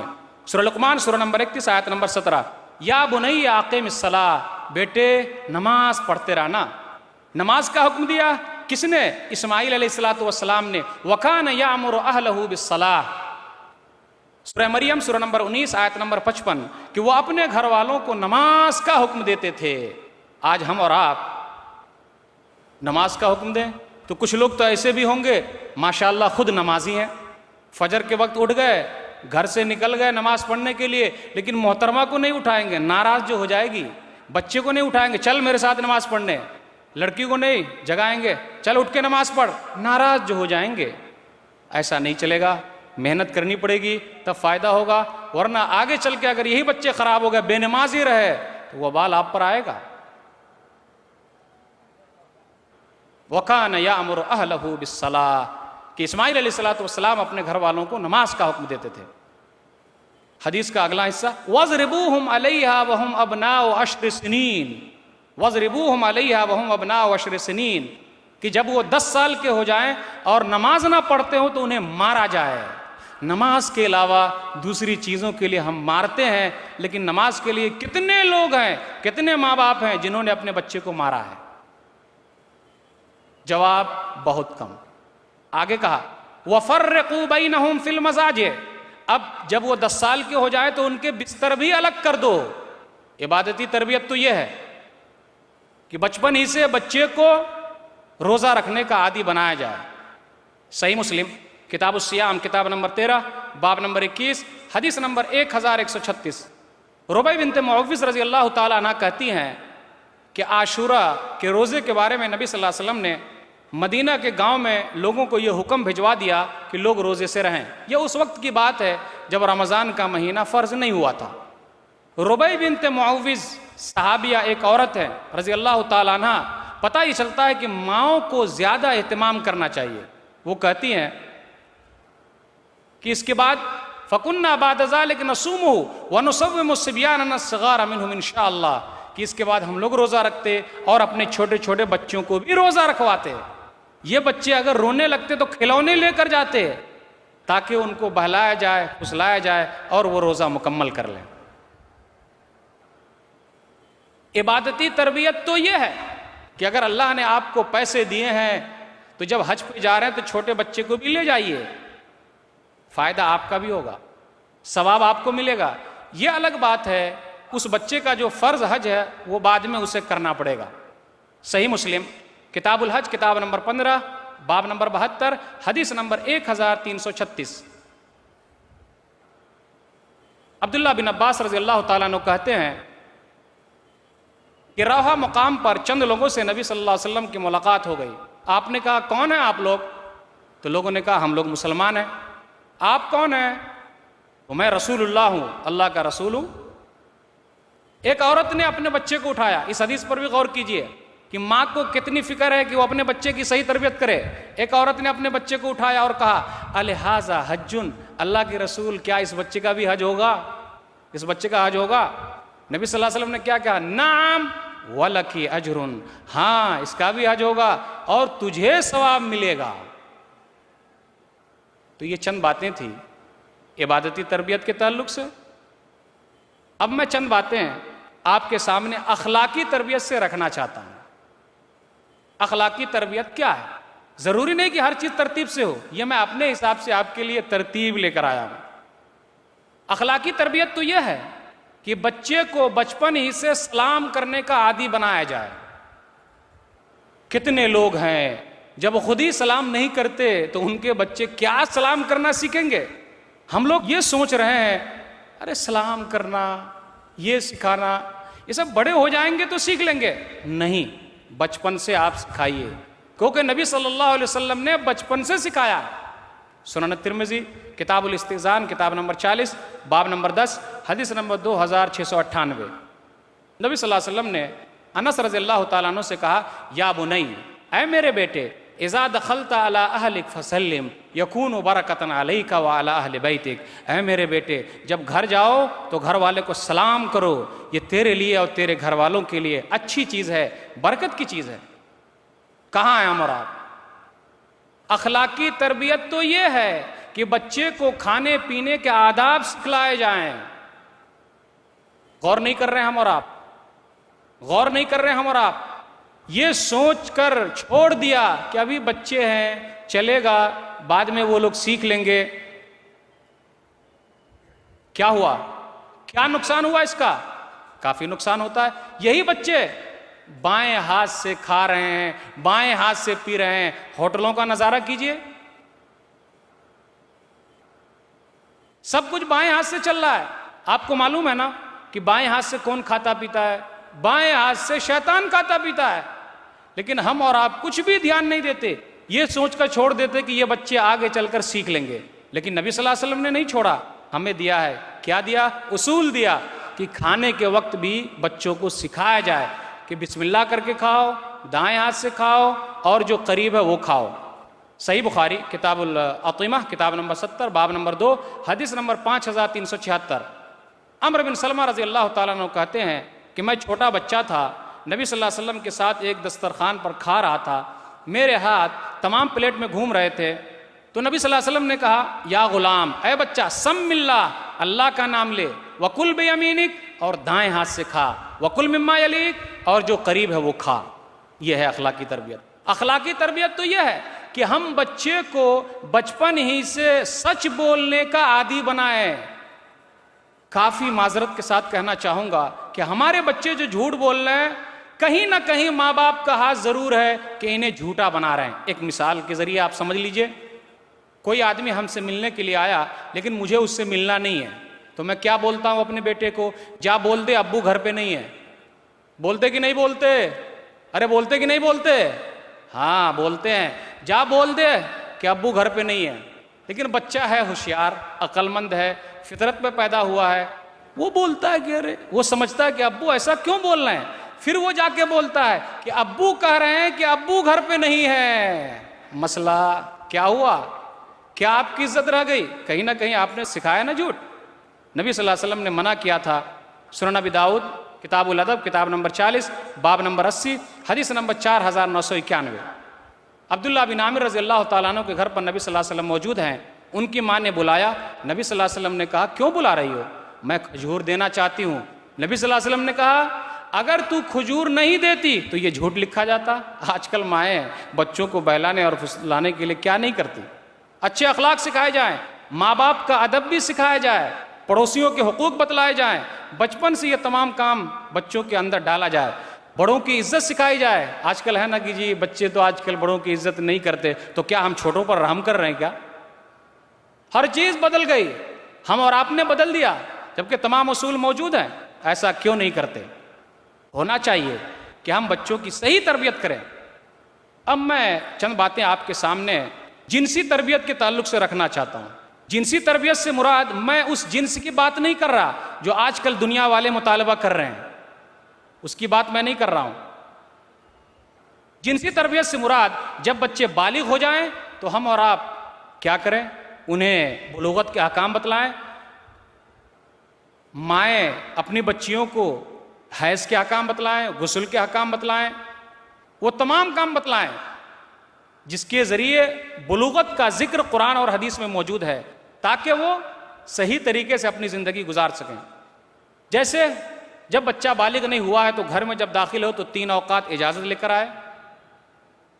پھر اسی طرح جب وہ بالغ ہو جائیں تو ہمیشہ اجازت لے کر آئیں. ہو سکتا ہے ماں باپ کسی اور حالت میں ہو. جب بچہ بالغ ہو جائے تو اس کی شادی کا اہتمام کیا جائے اور جلدی شادی کی جائے.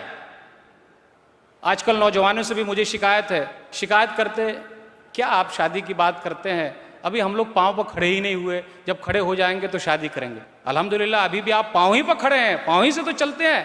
اللہ تعالیٰ کوئی نہ کوئی راستہ نکال دے گا. نبی صلی اللہ علیہ وسلم نے بار بار ابھارا ہے نوجوانوں کو جلدی شادی کرو. قرآن میں رب نے کہا وَأَنْكِحُوا الْأَيَامَ مِنْكُمْ، سورہ نور سورہ نمبر 24 آیت نمبر 32 سے، کہ تم نکاح کرواؤ. کن کا؟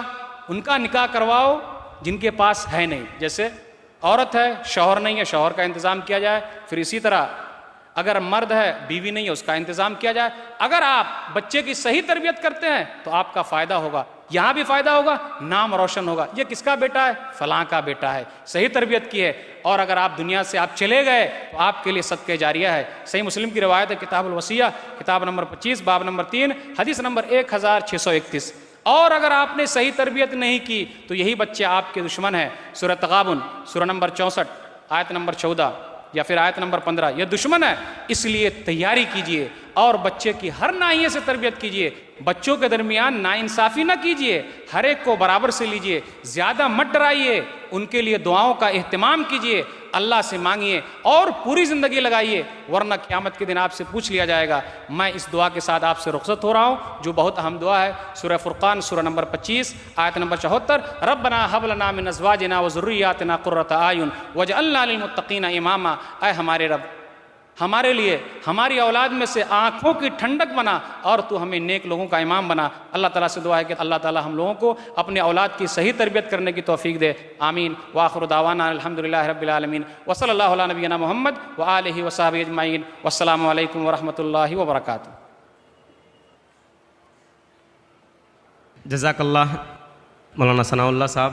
یہی مائیں تھیں جن کی گود میں اسلام پلتا تھا، یہی مائیں تھیں جن کی گود میں اسلام پلتا تھا، انہی گودوں میں انسان نور کے سانچے میں ڈلتا تھا. اور علامہ اقبال نے بھی نوجوانوں کو، بچوں کو دعائیں دی ہیں، وہ دعائیں آپ بھی سنتے چلیں. جوانوں کو میری آہ سحر دے، جوانوں کو میری آہ سحر دے، پھر ان شاہی بچوں کو بال و پردے. خدایا آرزو میری یہی ہے، میرا نور بصیرت عام کر دے.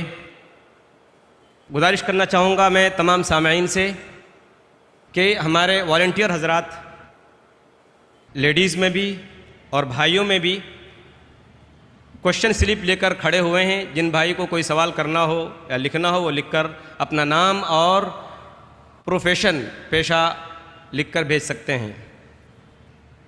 اب ہمارا اس اجلاس کا جو دوسرا سیشن ہے وہ سوال و جواب کا، وہ ہم شروع کرتے ہیں. ایک بھائی ہیں طلحہ شیخ، ان کے شاید 2 سوالات ہیں.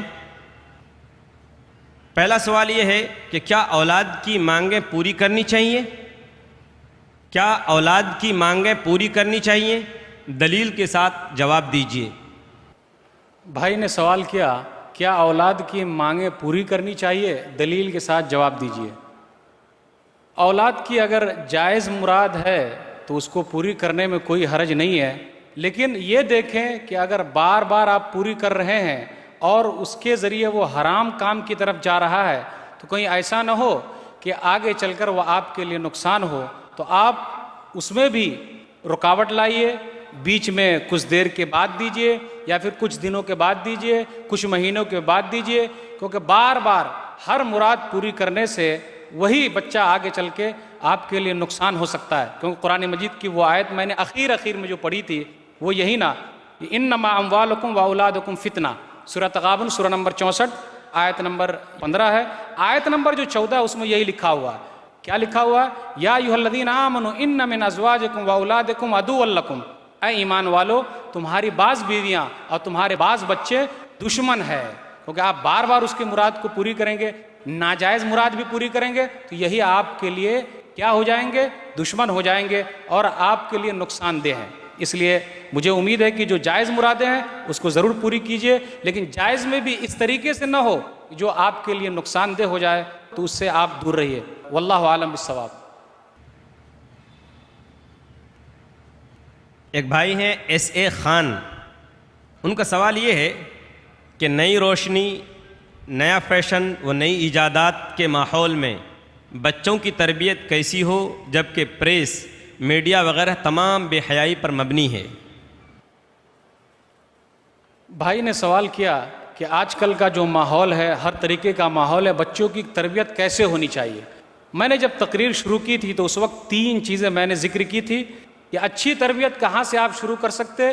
اپنے گھر سے کیجئے، پھر اس کے بعد مدرسے بھی ہیں، مدارس ہے، جامعات ہے، اسکول ہے، پھر اسی طرح مسجدیں ہیں، پھر اس کے بعد ماحول ہے۔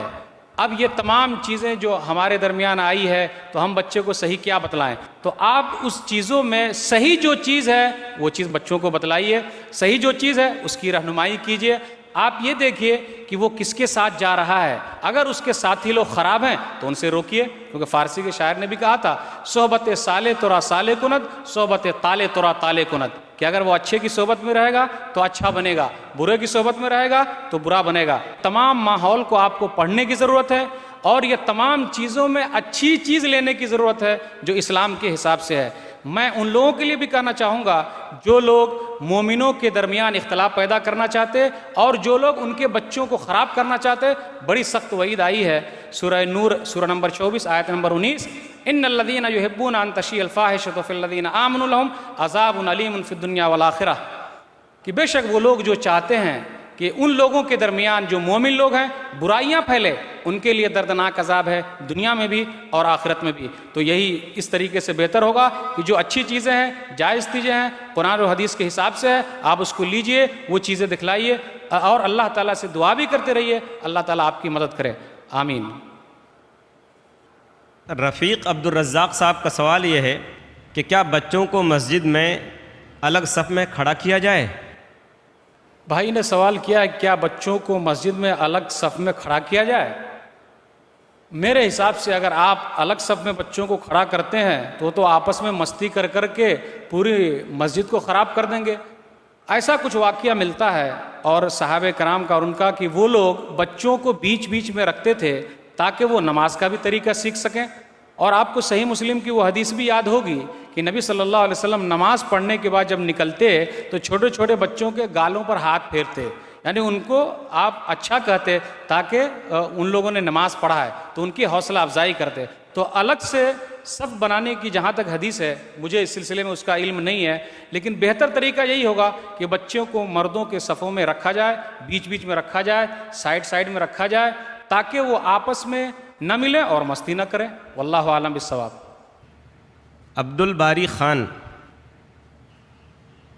ان کا سوال یہ ہے کہ محترم نے فرمایا عقیقہ 7ویں دن کرنا چاہیے جبکہ لوگ 15 یا 21 تک کرتے رہتے ہیں، کیا یہ صحیح ہے؟ وضاحت فرمائیں۔ بھائی نے سوال کیا کہ عقیقہ کے بارے میں آپ نے کہا کہ 7ویں دن کرنا چاہیے لیکن لوگ 15ویں تاریخ کو یا ایسے کرتے ہیں، کیا یہ صحیح ہے؟ میں نے جو حدیث بیان کی تھی اگر آپ اس کے حساب سے کرتے ہیں تو یہ آپ کے لیے مستحب ہے، اچھی چیز ہے۔ پھر اس کے علاوہ اگر آپ 15ویں دن کرنا چاہیں یا 20ویں دن، 21ویں دن یا کبھی بھی، تو وہ چیز آپ سے ادا ہو جائے گی، اس کے لیے آپ کوئی گناہ گار نہیں ہوں گے۔ لیکن اگر آپ 7ویں دن کرتے ہیں تو نبی صلی اللہ علیہ وسلم کی اس حدیث کے حساب سے آپ مستحب کام کر رہے ہیں، اس میں آپ کو زیادہ ثواب ملے گا۔ واللہ عالم بالصواب۔ عبدالعلیم خان 12ویں پاس ہیں، ان کا سوال یہ ہے کہ روزہ کتنی عمر سے فرض ہو جاتا ہے؟ بھائی نے سوال کیا کہ روزہ کتنی عمر سے فرض ہو جاتا ہے؟ جب بچے بالغ ہو جائیں تو اس وقت سے روزہ فرض ہو گیا، لیکن وہ حدیث جو میں نے آپ کے سامنے پڑھی تھی صحیح مسلم کی روایت حدیث نمبر 1136 کہ صحابیات جو تھی اپنے بچے کو بچپن ہی سے روزے کا عادی بناتی تھی، تو وہ حدیث بھی آپ لے سکتے جو نماز کے بارے میں ہے کہ 7 سال کی عمر سے نماز کا حکم جو سنن ابی داؤد کی روایت ہے حدیث نمبر 495، تو گویا کہ دوسرے اور جو کام ہے جیسے روزہ رکھنا ہے اس کے بارے میں بھی حکم دیا جا سکتا ہے، لیکن اصل جو فرض ہوگا جب وہ بالغ ہو جائیں گے۔ کچھ علماء نے یہ بھی کہا کہ 15 سال کی عمر سے فرض ہے۔ واللہ عالم بالصواب۔ عبداللہ خان صاحب ایک ہیں، ان کا سوال یہ ہے کہ اولاد کی تربیت میں ماں کا کیا رول ہونا چاہیے کس شعبے کے اندر، اور باپ کا کیا رول ہونا چاہیے کس شعبے میں؟ بھائی نے سوال کیا کہ ماں کا کیا رول ہونا چاہیے کس شعبے میں اور باپ کا کیا رول ہونا چاہیے کس شعبے میں۔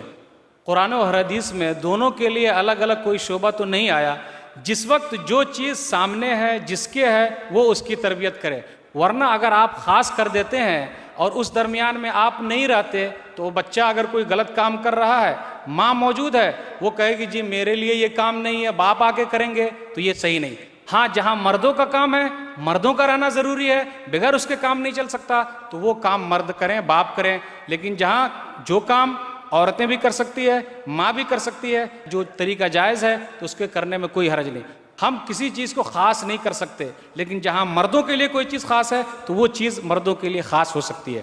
واللہ اعلم بالصواب. طلحہ شیخ جن کا ایک سوال میں نے پہلے ذکر کیا تھا، اس سوال کی جو دوسری شق ہے وہ یہ ہے کہ اولاد کے ساتھ ناانصافی کرنے پر کیا سزا ملے گی؟ دلیل کی روشنی میں جواب دیجیے. بھائی نے سوال کیا، کیا اولاد کے ساتھ ناانصافی کرنے پر سزا ملے گی؟ ایک حدیث میں آپ کو سنا دیتا ہوں. صحیح مسلم کی روایت ہے، کتاب الہبات، کتاب نمبر 23، باب نمبر 3، حدیث نمبر 1631. نعمان بن بشیر رضی اللہ تعالیٰ عنہ نبی صلی اللہ علیہ وسلم کے پاس اپنے باپ کے ساتھ آئے، یعنی ان کے باپ بشیر آئے نعمان کو لے کر. کہا اللہ کے رسول میں نے نعمان کو کچھ مال دے دیا ہے. اللہ کے رسول نے کیا پوچھا؟ افعلت ھذا بولدک کلہم، کیا تو نے یہ مال اپنے تمام بچوں کو دیا ہے؟ بشیر نے کہا لا، میں نے نہیں دیا. تو نبی صلی اللہ علیہ وسلم نے کیا کہا؟ اتقوا اللہ واعدلوا فی اولادکم، اللہ سے ڈرو اور اپنے بچوں کے درمیان انصاف کرو. یہ حقوق العباد ہے، بندے کا حق ہے. اگر بندہ معاف نہیں کرے گا تو اللہ بھی معاف نہیں کر سکتا. اللہ کا حق رہتا تو اللہ معاف کر سکتا تھا، لیکن یہ حقوق العباد ہے، بندوں کے حقوق ہے. میرے علم کے حساب سے ماں باپ سے پوچھا جائے گا، اور میں وہ حدیث پڑھ دوں تو شاید کہ بہتر رہے گا. وہ حدیث یہ ہے، صحیح بخاری کی روایت ہے، کتاب النکاح، کتاب نمبر 67، باب نمبر 91، حدیث نمبر 5200. کلکم رائن و کلکم مسئول عن رعیہ، ہر آدمی چرواہا ہے، مطلب ذمہ دار ہے، اور اس سے ذمہ داری کے بارے میں قیامت کے دن پوچھا جائے گا. والامیر و رائن، جو آدمی ذمہ دار ہے، لیڈر ہے، وہ بھی ایک ذمہ دار ہے، قیامت کے دن پوچھا جائے گا. آدمی ذمہ دار ہے اپنے گھر والوں پر اور اپنے بیوی پر، قیامت کے دن پوچھا جائے گا. اور عورت بھی ذمہ دار ہے اپنے بچوں پر اور شوہر کے گھر پر، قیامت کے دن پوچھا جائے گا. کلکم رائن و کلکم مسئول عن رعیہ، ہر آدمی ذمہ دار ہے اور اس کو اس کی ذمہ داری کے بارے میں پوچھا جائے گا. تو کیا اس ذمہ داری کے بارے میں پوچھا نہیں جا سکتا؟ اللہ چاہے تو پوچھ سکتا ہے، اللہ چاہے تو سزا دے سکتا ہے. اس لیے لوگوں کو اولاد کے درمیان ناانصافی کرنے سے دور رہنا چاہیے. تبھی تو نبی نے کہا تھا اللہ سے ڈرو. گویا کہ یہ بہت اہم چیز ہے جس سے ڈرایا جا رہا ہے کہ آدمی وہ کام نہ کرے. واللہ اعلم بالصواب. سلمہ خانم، ان کا سوال یہ ہے کہ آج کل اکثر نوجوان غیر مسلم لڑکا لڑکیوں سے شادی کر رہے ہیں، اس فتنے پر جواب دیں. بہن نے سوال کیا کہ آج کل اس طریقے سے جو شادیاں ہو رہی ہیں، اس سلسلے میں جواب دیں. آخر یہ سب ہوتا کیوں ہے؟ اس کے اسباب پر آپ غور کیجئے تو پتہ چلے گا. ماں باپ اس کے سب سے بڑے ذمہ دار ہیں. میں تو بغیر کسی خوف سے یہ کہنا چاہوں گا کہ جب پڑوسی کچھ کرتا ہے تو یہی ماں باپ کیا بولتے ہیں کہ ابھی چلو، جب بڑے ہو جائیں گے تو سیکھ لیں گے. کالج میں جا کر جب ادھر ادھر کرتے، ارے چلے گا، کوئی حرج کی بات نہیں. اسلام نے پہلے کہا نا کہ سب کو الگ رکھا جائے، مردوں کو الگ، عورتوں کو الگ، کیونکہ جب دونوں ساتھ میں رہیں گے تو تیسرا شیطان آ جاتا ہے. نہیں ہماری بیٹی تو بہت صاف ہے، میرا بیٹا تو بہت صاف ہے، غلط کام نہیں کرتا. معلوم ہے کتنے صاف ہیں. شیطان بیچ میں آ کر سب صفائی کو دھل دیں گے. پھر یہی لوگ کیا کرتے؟ لے جاتے. کہاں لے جاتے؟ وہ تو سبھی کو معلوم ہے کہاں لے جاتے.